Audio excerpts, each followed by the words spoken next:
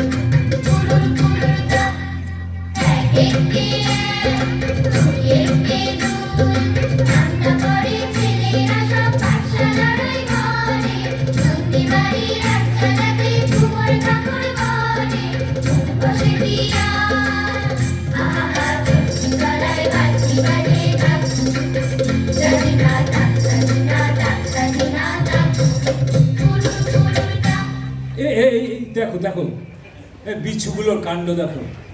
না না, এই আজকে এই অপগণ্ডগুলোর আর পড়ায় মন নেই। এই যা যা যা, আজকে তোদের ছুটি, যা পালা পালা পালা।